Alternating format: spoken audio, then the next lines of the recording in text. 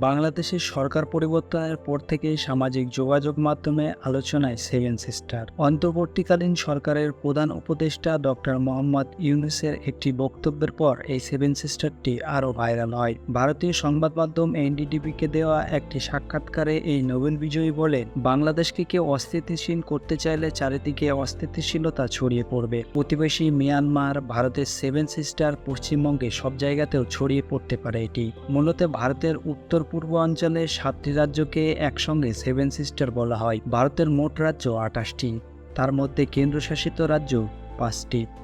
মণিপুর, মেঘালয়, মিজোরাম, নাগাল্যান্ড এবং ত্রিপুরাকে একসঙ্গে seven sister নামে ডাকা হয়। সেভেন সিস্টারের অন্তর্ভুক্ত 4টি রাজ্যের সঙ্গে বাংলাদেশের সীমানা সরাসরি সংযোগ রয়েছে। সেগুলি হলো আসাম, মেঘালয়, মিজোরাম এবং ত্রিপুরা। উত্তর পূর্বাঞ্চলীয় নয় বলে পশ্চিমবঙ্গ বাংলাদেশের সীমান্তবর্তী হলেও সেভেন সিস্টারের অন্তর্ভুক্ত নয়।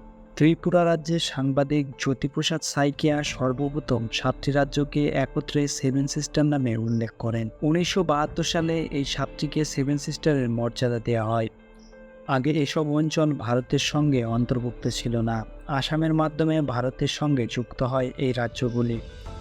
এসব অঞ্চলে বসবাসরত গারো, খাসিয়া, ত্রিপুরা, মিজোরাম নানা অধিবাসী নিজেদের অধিকারের জন্য নতুন রাষ্ট্র গঠনের দাবি করে আসছে। এই রাজ্যগুলি বিভিন্ন দিক থেকে একে অপরের উপর নির্ভরশীল।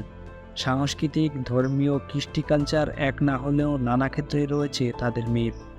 এসব রাজ্যের অধিকাংশ লোকেই উপজাতি ও আদিবাসী। রাজ্যগুলির জাতি ও ধর্মীয় অমিল থাকলেও রাজনীতি, অর্থনীতি নানা বিষয়ে সংযোগ রয়েছে। এই 7টি রাজ্যের মোট আয়তন 2,62,184 বর্গ কিলোমিটার, যা ভারতবর্ষের প্রায় 4%।